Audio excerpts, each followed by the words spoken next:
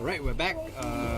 Bit of a short break. That was a bit of a long game also, so we have to like balance it out, right? Use the washroom in between pauses and stuff, but I think we're going to jump the game very quickly. This is our third game. We're slightly behind on schedule, but it doesn't matter because we're in for a treat. We're at the upper brackets now. It's going to be Valkyrie once again going up against a new contestant. I say new, it's like a team that battled their way up. Foodie team. Yep. The Malaysian squad, Foodie team. So you're quite hungry, so... Yeah, I mean, the hungry is more of like a proverbial, like hungry for success, sort of like cheesy, not really like I want to have food, you know. That's the thing I do to my friends like all the time, like just like before we're having lunch or what, I just like ask them, are you guys hungry? Or then they're like, yeah, I want to eat. I was like, hungry for success. Then they're like, get so upset at me, it's like, no. That's it though. Valkyrie, on a very strong winning streak. I think I've been very impressed by what I've seen from them today.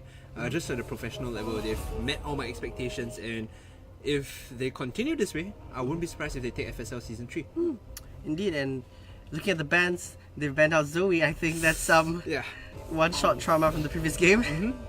I mean, you kind of expect that after she gave you so much trouble, you're just like, we don't want to deal with it, we remove it from the pool completely. Not something I want to play around as well. I do like the Nocturne, Camille, and Orianna ban. Orianna, I guess, targeted a bit towards Cindy, Urith rather. The Camille and Nocturne is more from against Vayne, I think, because she had a very good performance on these aggressive, reinforcing junglers that can clear the jungle early and then hit the lanes fast. Yeah, and I mean, you mentioned earlier like how Galio is strong, and look what's been picked. Yeah, Galio definitely. If you check on OPGG or like the stats websites, he has the highest win rate right now in multiple regions, challenger and above, and it's just because the way that they change his numbers. You know, AP is much better for him when it comes to clearing the waves with Winds of War, and you always see two builds. You either see the Proto Belt or you see a very quick and early Abyssal Mass. We see Evelyn as well picked up on the other side. That's quite a lot of magic damage. Quite strong, quite scary, invisible, walking around, popping up in your face. If they lock in the Syndra or Lux or Xerath, right, I would expect the Galio to just take TP, go for a very early Abyssal Mass, push 24/7 and then roam to the side lanes. They have ways to start fights very quickly with the Ashe. It's a reliable form of engage with the Enchanted Crystal Arrow. So now what you have is the recipe for a hard engage composition that has reliable peel as well if they factor in the Zyra. And Zyra, Ashe lane. I remember long ago how scary it was. Oh yeah, this was some Season 3 like Cloud9. Yeah, Cloud9. If you guys have been in the scene long enough, you remember Cloud9 as sneaky as well as Lemonation. And I actually met Lemonation like last year. He's really smart. He has a great mind for the game. He was planning the drafts with High, and you could see like they think about things that no one else would consider, even when it just is like a random celebrity like return to the game sort of match. And I think that's something that we see demonstrated a lot more in recent days. When back then the meta was like, oh, this champion's overpowered, let's just play that every day. But from that point onwards, we come to this point where group synergy, composition synergy is so much more important. Yeah, that's right. I mean, looking at the composition, they chose not to go for the Zyra, but instead to pick up the Zac for even more engage. Yo, the Zac is like what they used to play as well, right? Zyra, Ashe, Zac. So might be a bit of a throwback, running some Season 3 strats. Valkyrie knows what's up. Starting the second ban phase, we see the Morgana removed and the Pantheon as well from Foodie team. Yeah, I mean, we've seen Pantheon bans throughout the day. Actually, I believe it was banned in the previous 2 games as well. I'm a little upset that Foodie team opted to go for the Evelyn Xerath. There's not a lot of synergy there. I would have preferred a Cassiopeia paired with a very aggressive early jungler like a Kha'Zix or even a Elise, right? To give the Cassiopeia a lane advantage against Galio and then reinforce the aggressive jungling style to deal with any sort of shenanigans that the opposition might pull out. Because now that you're fighting Zac, especially, Zac loses in every 1v1 in the jungle. He does not do well. He has to path very safely, back off, on the sole reason that his only form of wave clear is his dueling skill, which is the Elastic Slingshot. So once he uses that to clear the wave, he can't fight anymore. So going for an Evelyn, yes, it's aggressive, but it doesn't reinforce the Xerath as well as I'd like. Yeah, that's right. I mean, looking back at the Zyra, they do pick that one up eventually, and They've also, on Foodie team, banned out the Malzahar, clearly scared of Urith's Malzahar from the Oh previous man, game. youth drawing bans. Yeah. Malphite as well. I mean, this is going to be the Malphite support, I believe. Yep. Or, you know, on the off chance that you see the Malphite full Yeah. AP mid lane. Probably less likely considering you're going up against the Galio, so there's no chance you're gonna one-shot the Galio if you're That's full true. AP either. Urith here, getting the Gnar for herself. I saw her practicing Gnar in custom games earlier before we were loading up, setting up the stream and everything, and I was like, observer, John Soul, he was looking at the friends list and like, custom game, Urith playing Gnar. I was like, oh, snap, okay. Oh, hold on. Oh. Think they might have misclicked, or I'm trying to figure out what's going on. I think you guys are seeing the same things as we are. There you go, misclick. Everyone's like, misclick. I mean, these kind of things happen, right? Must have been Urith. Okay, we're back in the game. Same picks and bans, no difference. Yep. Thanks to our kind observer for showing us Yep. that, the humor behind the scenes. Exactly. Oh. Wait, Now I'm wait, confused. wait, did they start without... They did started start without Urith? Without the last... This is really troll. I'm like, We're just going in for the 4v5. 4v5. Now the misclicks all over the place. Urith is like, I'm too good for them. Okay. Yep. All jokes aside, let's look at the draft as we go in later on. Yep. I mentioned I don't like the Evelyn as much, but against the Zac, it's actually a really good matchup. You can go in and take his stuff. He can't deal with it as much.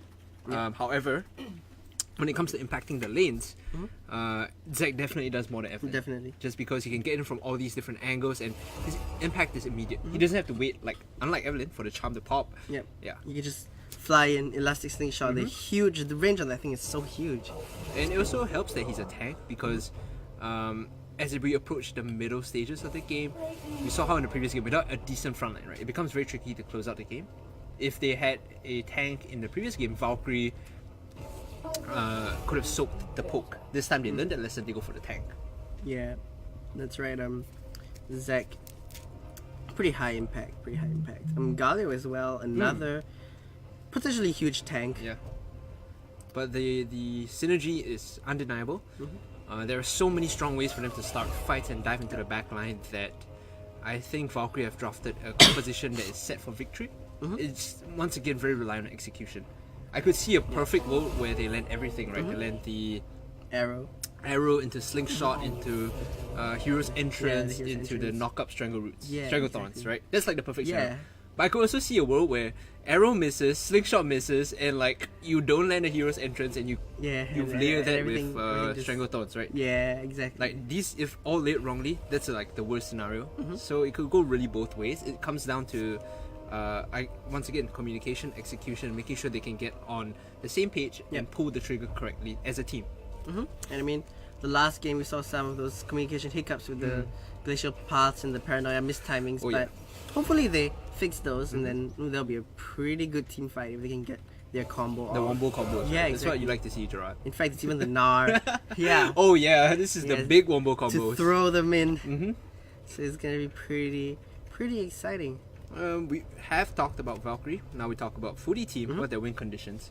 The Evelyn, we mentioned aggressive, yes, but she needs to set the tempo for top as well as bot lane, because she has to decide whether she wants to punish the Gnar, who early on, without the mobility or items, is easier to gank. Yeah. Whereas once she hits like level 7, she gets the Black Cleaver or even a Phage. Very slippery. You can't really get to the Gnar as easily as you want to. So if you were the Evelyn here, you have to decide, make the call how you're going to path, and whether you're going to reinforce top lane or bot lane. But I mean, the permanent invisibility of the Evelyn also helps out quite a lot. Like, if you don't put your control wards properly, Of course, yeah. then she can just sneak up on you from anywhere. Yeah, and we saw the control wards being put to very good use the previous game. If we recall, the bot side of the map was lit up like a Christmas tree. There was vision everywhere, like control wards at every choke point in multiple brushes. I think Valkyrie had that like set, they have that down pat, no worries. They just need to keep up that discipline and diligence. Yes, that's right. I mean, they also have the Malphite ultimate on the Foodie team. Ooh, yeah. To catch out the Ashe and Zyra before they can pull off anything. They're very reliant on hitting the bot lane wombo combo, right? So it's like the unstoppable force And into bullet time. bullet time, which when done right hurts. Yeah, when done right, it really hurts a lot. But if it isn't, then it feels bad. Yeah. They flash out of your unstoppable force, then you bang, bang. Yeah, you hear the MF laugh, and then it's Yeah. like nothing after Exactly. that. Oh boy. Yeah, alright. It looks like we're gonna get into game. Hopefully, no misclicks this time. Yeah, hopefully. Yeah. Yuri, if we're talking about you specifically this time, calling you out, Cindy.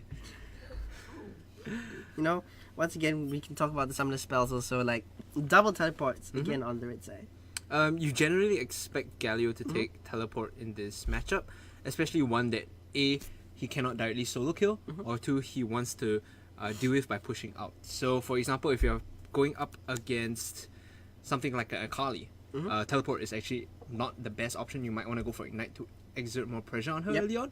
Whereas if you're going up against something like Xerath, a Cassiopeia, Lissandra, teleport is obviously the better option because then it becomes a non-interactive lane. You throw on Winds of War, push the wave out, and then try to get a better back timing, as I said multiple times with teleport. Otherwise, you impact the side lanes by pushing out and then using your ult or teleport to get down there and make it a party and a fiesta. Exactly. You know, again with the Malphite to set up, I think it would be pretty good. I mean, not the Malphite. Oops, the Zac. Yeah, to the set Zac. up. We're You looking get at the wrong Zac team. in there, double teleport from Gnar and Galio. Misfortune is gonna be having a bad day. It's Yeah. like, oh wow, we're playing 5-on-1 now. Because it feels so bad. And there's also a lot of CC to stop that bullet time from happening. So, yeah. Positioning is going to be important because if you realize there's not a lot of good CC, a lot of reliable CC on the Foodie team's composition, you only have one unstoppable force, conditional stuns from Xerath and Evelyn, and a very short range gap closer turn stun from Urgot. So there's Yeah. nothing they can really do if they want to choose to start a fight. It's not like they can snap their fingers and go. Yep. Unlike Valkyrie, who can Really enchant the just- crystal arrow. There yeah. are many ways from them to get in. So if you think about how the game works out, Foodie team goes on the defensive then. Valkyrie will be on the offensive. They'll be the ones looking to catch out Foodie team.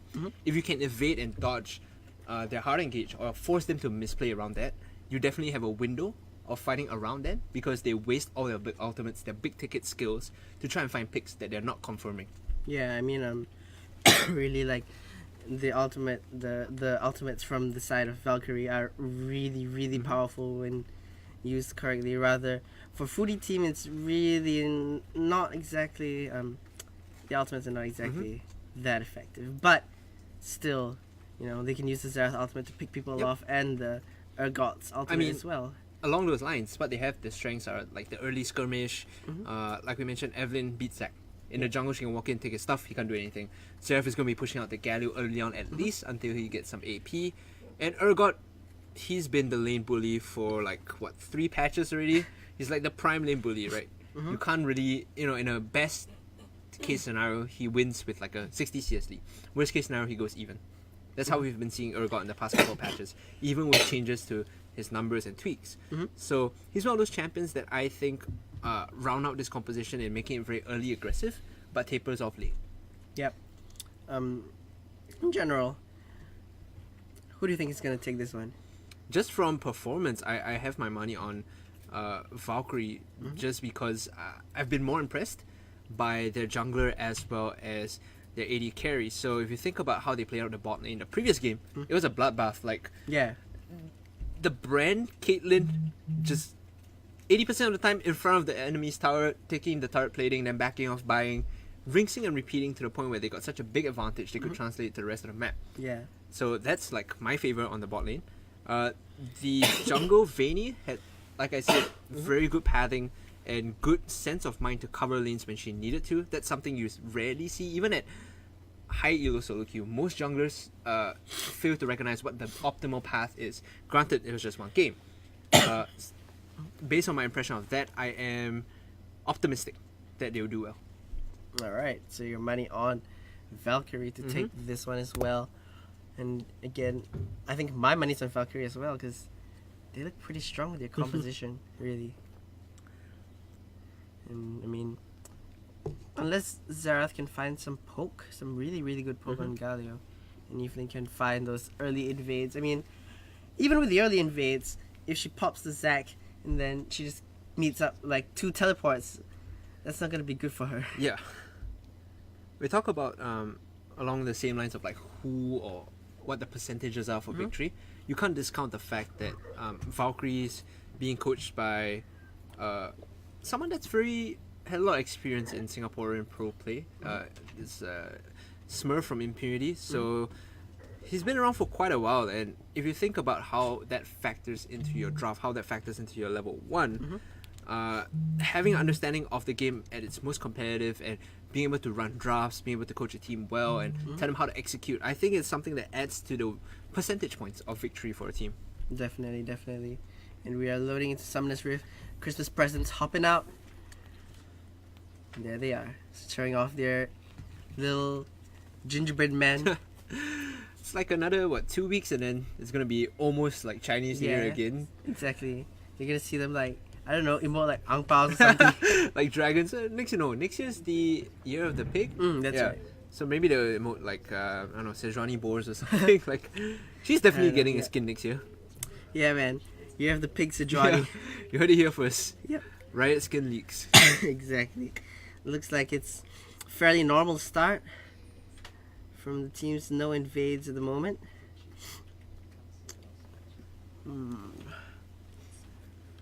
This default spread is what we tend to see because teams want to put down early wards in the river. Yeah. Should be noted that Vayne is starting on the red buff again, or at least on the top side, not necessarily the red buff. But, I mean, if you want to look at their masteries, I mean, their runes, looking at the Urgot, he chose not to go for the spellbook. Conqueror instead. Instead. It just speaks to me that he or she rather wants to play for the lane advantage. Conqueror, of course, is something that works best in a range versus melee matchup. Against Nara, I'm not too sure how many times she can proc that. I would have preferred the Summoner Spellbook. I like that you pointed it out because that gives her more kill potential when she has the Ignite, when she has things like the Ghost to chase down Urith in the lane. So Conqueror might not be the best choice. Ultimately, we'll have to see how that pans out.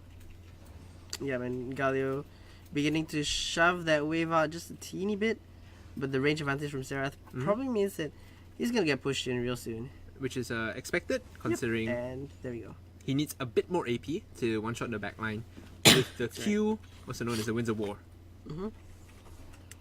And zoning from that Ashe Zyra lane.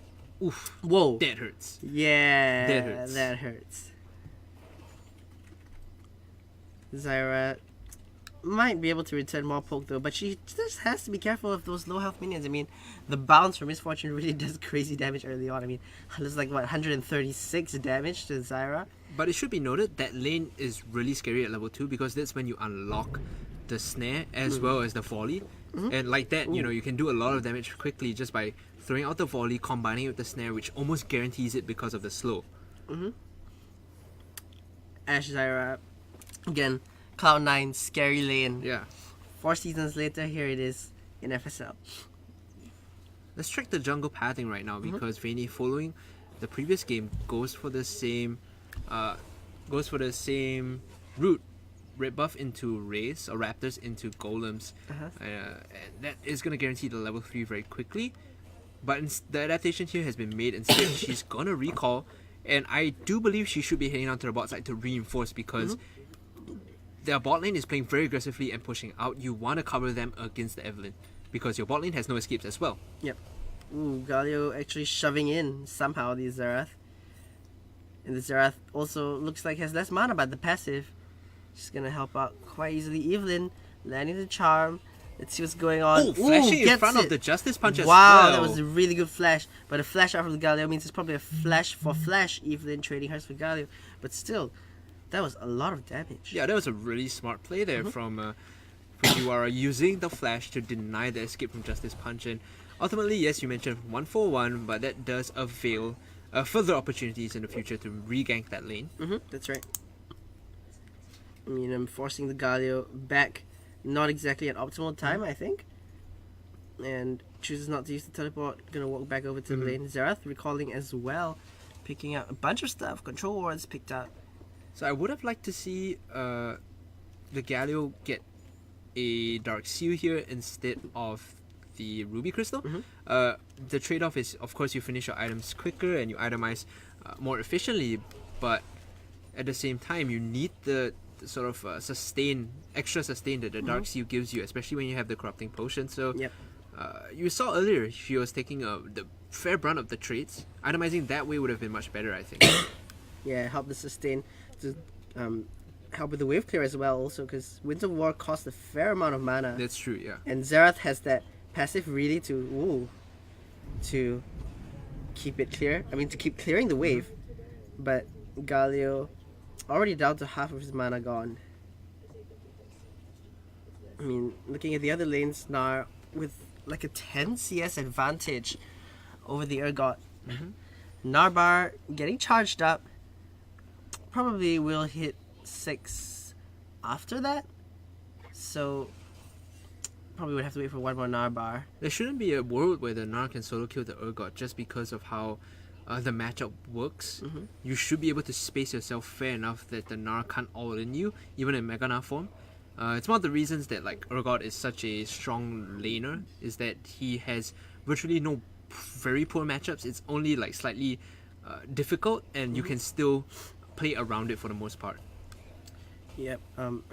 Mega Gnar comes out.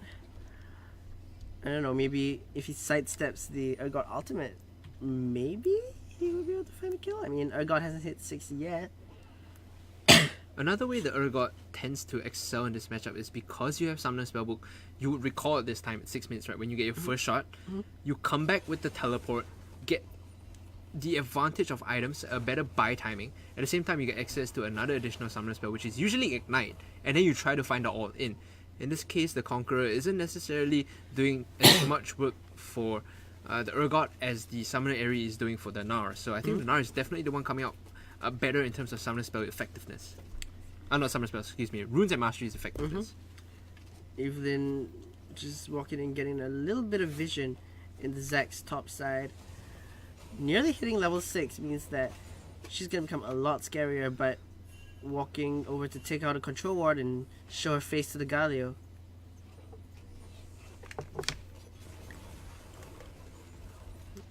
We're seeing the same thing happen in the bot lane as what happened in the previous game. It's a very aggressive push by the duo to get turret plating goal and then rinse and repeat.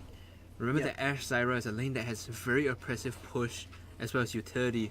Oh my goodness. Look at that. Like 300 health on each one if Zack comes down. This is like free first blood, and there we are. Look who it is. It's Zack. Now he's going to be looking to find the dive. Evelyn walking down as well, but her bot lane is rather unhealthy. If she gets the drop, actually Zack is going to win this trade because the rest of his friends are coming in. Here comes. There's a hero's entrance a bit early though. Denied the that blast was as a well. really amazing knockup. Yep, exactly. And Evelyn goes down. No flash. First blood picked up from Zyra. Beautiful. That is great teamwork. Just mechanics on point 10-10. Landing the elastic slingshot while she was in mid-air to deny the blast cone, and this should be first turret taken here, although the additional MR and armor that each plate falling gives might make it a bit tricky. But I think that at the very least they'll be able to get this last play here. Yep, there we go. A lot of gold, a huge swing I would say. So what you can do now, since you've taken all the plating gold, is just to chill out and wait until like 14 minutes when the rest of the plates go down and the bonus magic resistant armor goes down, right? That's when you can actually just field it and take it for yourself. Turning your attention over to the Mountain Drake, the first one of the game right now. Evelyn doesn't really have vision on this, so I don't know how she's going to be able to make this steal. No blast cone as well. Xerath scouting it out, discovers them.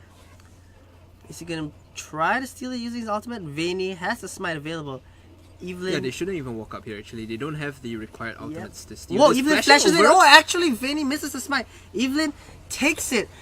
Charms out. Whoa! The Xerath ultimate doing a lot of damage, taking down Yune. But now Misfortune, slightly in a weird position, unable to auto attack. Now teleporting in. Malphite looks to be going down next. Vayne hitting level 6. Yrith took is so far. charging her Gnar bar. Yep. It's gonna hit Mega Gnar very Getting soon. lower and Even lower. Oh, landing the slingshot. the third auto attack. Zach, a little bit of an old commitment. No hop from the Gnar. Looks like Zach would gonna go be down. dead, yeah. Yep. Misfortune so low. Still not hitting level 6. No bullet time during that fight. So multiple things happen in that skirmish. I'm gonna hold it to that point because they're gonna be pushing in here. They're trying gonna be to get the diving kill. in, flashing in. The cleanse, but the stun misses as well. Will Galio be able to find the little bit of damage that he needs? That she needs, I mean. See ya. Nope. Even picking up one back. Execution problems coming in and plaguing Valkyrie once more. If you think about that fight, the reason it went so well for the Foodie team was because they managed to land a great unstoppable force on the backline. Frozy barely hitting level 6 and just catching multiple members out. And then following that, although they could have recovered, I think the call made to dive the turret was a bit poor. They weren't on all on the same page. They should have pushed the wave up first, or at least tried to take the turret. But once again, just these small misplays and miscommunications coming into factor into a bigger loss. Granted, goals still in favor of Valkyrie, so they can exercise whatever small lead they have still in this bot lane, but instead swapping over to the top side. Yep. Bring that Ashe Zyra up to the top lane. Urgots also looks to be swapping. So, a lane swap because the dragon is down. It's focusing the attention to the top side. Will they go for the Rift Herald?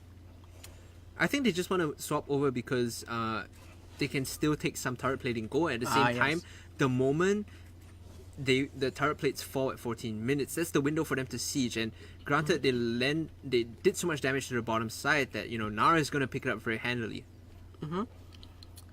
Looks like they're just gonna back away, not pick up the turret plating on this one. Shooting the enchanted crystal arrow down. Actually, will it land? It lands. Oh holy my! moly. An amazing snipe. Wait, what was that? The elastic slingshot was a little weird, but still, Galio picking up the kill. An amazing snipe from across the map from McNuggies. Gerard, I feel extremely vindicated when I call out a player who I expect to do well and they do stuff like that. I'm like, you know what? Still got it. McNuggies going across map with that sick enchanted crystal arrow to make the play happen for a team, and this should mean they get full priority on the top side. Oh, whoa, that's the wrong way. That's the wrong way. Not something you want to be doing. Oh boy. She used the ult in the wrong direction and moved towards the enemy team. Question mark pings. Yeah, all question around. mark pings. Feels bad. Yeah. Well, it's, whoa. Flash Whoa! You're Wait, kidding that me. is the support right You there. are kidding me. That is the support right there, taking that kill. And is she gonna be able to walk out of this one alive? The Zera's ultimate 1, 2, it lands. The third one. It's gonna deal a good amount of damage now. The Galio's gonna be the Yep. focus. Zerath trying to put some return fire onto the Valkyrie girls that are backing really off. get in. I would say Vayne should be able to jump out of this one. Still has the flash available as well. Next shot, will it land? No, it does not land. The mobility boots and the slingshot, and she's free. A good attempt by Amelia there to land the Arcana Pulse to confirm the kill, but misplace after misplace is going to result in lead going back in favor of the Valkyrie girls. Now, a minute and 20 seconds more until the plating falls. As we see in the bottom side, Yrith has still got a decently commanding lead. Yep. The Urgot trying to mitigate the loss has climbed up a bit, but nevertheless, the items are still similar, so we shouldn't see a solo kill, like I mentioned, anytime soon. Yep, and now on the top lane side, we've got 2 turret plates left. Ashe and Zyra being oppressive as ever, and the enchanted crystal arrow available once again. Based on just the small kill leads and the turret plating, McNuggies has garnered a 2,000 gold lead, That's crazy. which is effectively a BF sword and a longsword, right? Exactly, yeah. She's yet to fully capitalize on the item spike just yet. The calls are coming in to transition their strengths over to the top side. You can see the Galio moving over to cover. Yep. Turret plating falling soon. Evelyn invisible and fast, but unable to find anything so far other than 1 kill and the dragon. I mean, that was a good smite back there to steal it. But other than that, not really as much impact as the Zac. So the Galio went for Proto Belt first instead of gang coming in. Yep. The Narbar stunned again, knocked up, flashed, but it doesn't matter nice. because of the Q from the Zac. Flipped here, flipped there, fear beyond death. Is he gonna be able to do anything about it? Nope. Stand up. And also on the other side, the Ashe and Zyra lane picking up kills as well. 2 kills on the board. Yeah, that's going To be 2 turrets. to be 2 turrets. Yep, that's right. For Valkyrie, and that should have happened on the bottom side, playing too aggressively. Great execution by Vayne to get the gank down and just juggling the aggro back and forth. Looking pretty low in mid though for the Galio. Another shot lands. Will we see an attempt by the Xerath? Nope, chooses not to open his ultimate and shoot. Should be Dragon though here. The percentage damage from the Gnar is going to take this down. But They will get spotted smite out by the Evelyn. available from the Evelyn. Not seen exactly because of the invisibility. Forces them away. Hanging around. Ooh. Oh, she shouldn't have hit that. Yeah, She's gonna get that's spotted out. She's gonna die here. Flash. She says ultimate available. Okay. Ooh, ultimate's out. Oh, pretty two-man nicely taunt. by the taunt. Wow, Galio really showing off. Ooh, it does not land, and that is that is quite sad. I can feel the heartbreak from here. Just Yeah. attempts after attempts, Oh, not really What's connecting. going on over here? Look at the Galio. It's so tanky and unstoppable force Should've and barely any okay. damage taken. Great flash by Emilia to go the other way. Could have gone across the board as well, but at least she got out. And like I was saying, feeling the heartbreak because they've made so many attempts to try and counter out the action, but it's really just been, a series of unfortunate events, right? Making the moves over to Dragon, spotting out, thumbs up, that's a good play. But then hitting the honey fruit and getting spotted out, thumbs down, Yeah, sad play, That was questionable. Yeah. I have to comment and give praise to the Valkyrie girls once more. It seems as though I'm a bit biased to them, but it's just really good play that they've been executing. Foundations of League, right? Getting advantages, rotating them over, and then translating that into objectives. Very evident here and very well executed this time. Yeah, and it goes to show from the kills that they've gotten and now growing their lead to like nearly 6,000 gold, in fact. It's pretty big for just 15 minutes. Once more, pause coming in. We should be checking with our marshals on site to see what's going on, but fingers crossed, it's not as long of a Pause as the previous pause one. as previously, yeah. That one went all the way down to 15 minutes. Yeah, So. that was quite long.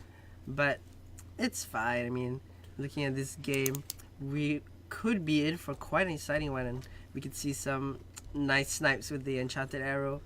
Who knows? It might just win the game for That was Valkyrie. honestly, I wish I saw that because that seemed like a cross map arrow, right? It was. from top lane all the way down to all the mid. way down to mid. And if you can keep landing like those arrows to start fights off, this game is just like done. you Yeah, know, exactly. Real quick. Yeah, we've talked about it before. The engage potential from the Valkyries. It's just so strong. The heroic entrance to follow up with the elastic shot. It's so good. There's no losing once you land a good one. That's if they land it, right? That's the caveat that they have to If land they it. land it, that's right. But if we're judging from past performance, McNuggies is like pretty good at landing those arrows. Yeah. Pretty- Cross map, same screen, doesn't matter. She'll hit them for you. Now they're looking to siege the mid lane. Mhm. Probably the last outer turret actually to get. So if they get it, that would leave a lot of the map open for Gerard, them. you know what I want to see? Yeah? I want to see a team finally take Rift Herald. I'm So upset that That's no one's right. been taking Rift Herald. That's You look right. at the other regions, they're just like, 12 minutes, guys, it's time to group. 80 carry go top, time to take Rift Herald. I'm like, why aren't they doing it this time? Because it's such a good objective for them. It allows them to break open and set up sieges so well. Yep. I mean, we've got about 4 minutes to see if your wish comes true. Yeah. You're right. About 4 minutes. We will be jumping right back into game. That's right. 3 members strong. The Valkyrie squad lined up in mid tier 1, looking to siege this one down. Yep, turret plating down already means that the turret is going to fall, taking so much damage. Look at that, down to half health. Foodie's not exactly able to react so quickly. Look at that, Malphite just going down so low. And remember that they don't have any, sort of wave clear when the Xerath isn't around. It's most of the time you have an AD carry like Ezreal, you have an AD carry like Lucian who can sort of clear the wave, but Misfortune, because she doesn't have that mobility in the form of a dash or a sort of flash, right? She can't necessarily walk up because the fear of getting caught by enchanted crystal arrow to the face is too heavy. Yeah, that's right. Not just the enchanted crystal arrow, but the root Oh, as yeah. well. that is equally scary. And Cloud Dragon is up. Doesn't look like the teams are going for it just yet. With Zac at the top side, probably going to give the red buff over to the Ashe. Yep, there we go. Red buff. Now, if we think about how we got to this point where they're so far ahead, remember in the early stages during pick and ban and draft, I said the Evelyn has to be more aggressive. The Evelyn has to go in and make the Zac's life really, really hard. And Zac has to respect the threat by jungling safe. Vayne did just that. She jungled the safe route, got the level 3 off the top side based, and got stronger before she continued the second half of her jungle, which is like showing a lot of respect innately. I don't think I saw the Evelyn ever walking into the jungle to try and make the Zac fearful. She at no point went in to get information to put down wards to threaten the Zac, and I think that's something we're missing a lot of in today's game so far. Yep, when your wish came true, by the way, they took the Rift Herald. So happy, but I didn't want to cut off my point. Rift Herald claimed, finally, the third game of today. There we go.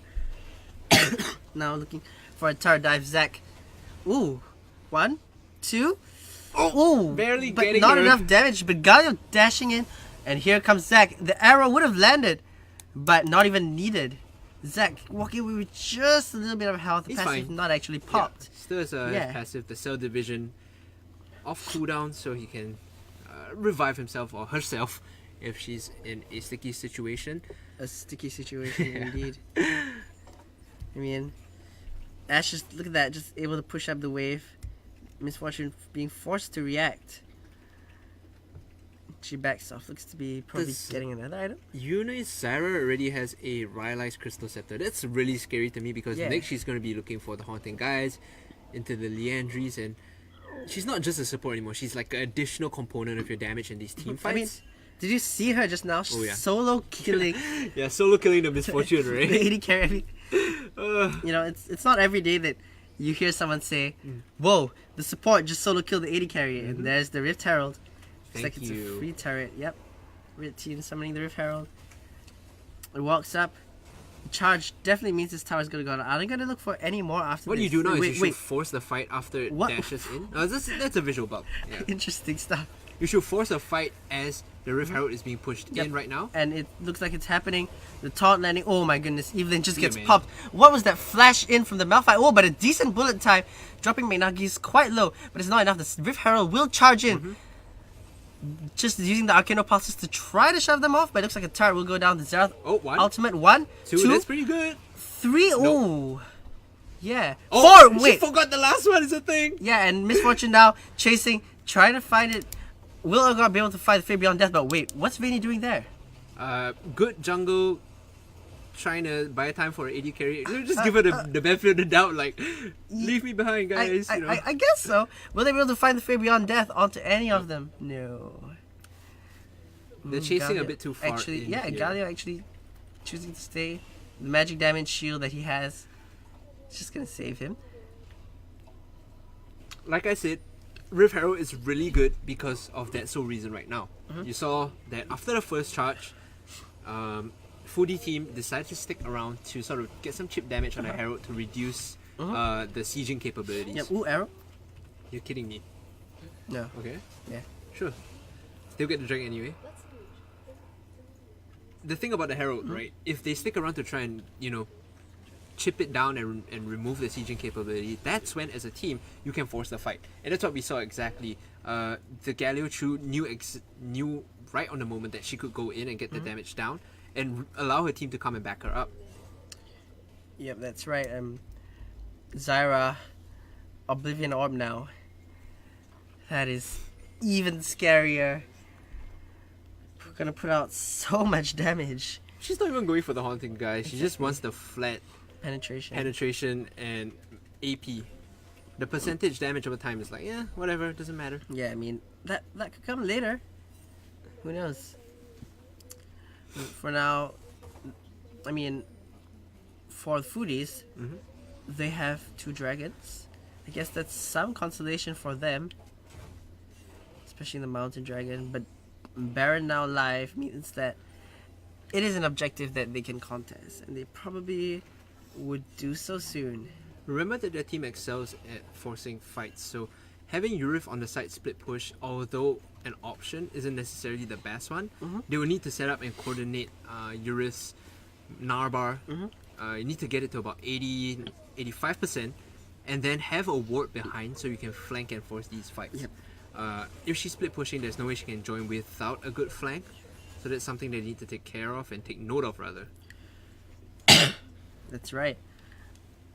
Keep your eyes on the deep wards and members of Foodie team pushing up past those wards, because that's when the real danger starts.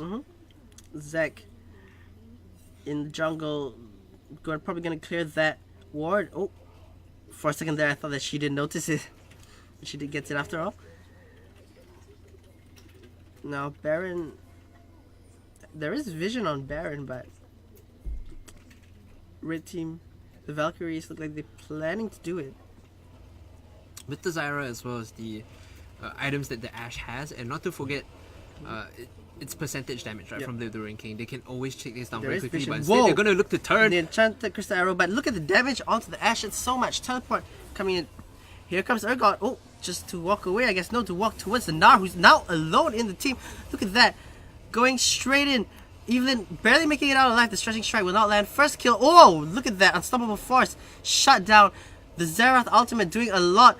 Another shot down from the Malphite. 2 kills now. Misfortune dropping really low. Manages to get one more auto attack off, and they actually win the fight. Double kill from Misfortune. Malphite picking up a shot down, as well as Xerath and Ace. You have to remember at the start of that fight that Ashe took a ton of damage from the poke coming in from the Xerath. That's right. And they juggled the aggression pretty well. You know, we saw the focus first onto the Evelyn, and then onto the Misfortune, and then onto the Xerath. So they were like swapping, tagging in and out at multiple times. You can see all their flashes are down, and really that's what allowed them to sort of stay healthy enough to go in and out, tap in and out. All credit to the Malphite landing a clutch unstoppable force on the back line to guarantee skill shots land for Amelia. Yep. And Amelia with the ultimate doing a lot of damage, shutting down the Ashe, and doing so much damage to Zyra as well. That really helped out a lot. But see, what they should have done is, instead of actually doing the Baron, is clear the vision, stand inside the pit, and then turn when the enemy approaches. Yeah, that's right. I mean, this gives the Foodie team an opportunity to get back into the game. Some decent shutdown goal really being picked up. It's true. So we'll have to see about this. Looks like they're getting vision back on Baron once again. But look inside the pit, there's one ward that they haven't spotted out, and that's what is going to give Foodie team information of any Baron sneaks or attempts. And that's what gave them information the previous time as well. Exactly. I mean, in terms of sweepers, Galio still holding on to his yellow trinket. So they don't exactly have that much vision clear. There's a ward! There we go, Oh, okay. a control ward. It's gonna get spotted out. Yeah, it's spotted out, but now Evelyn is on the other side of the map. Are they not? Wait, do they not know? Actually, I don't think so. I think they put the control ward Okay, down. the pings are down. I think they see the Gnar walking over, but at this point, it's a bit too late for them to check this. It's a guaranteed Baron, and jeez Louise.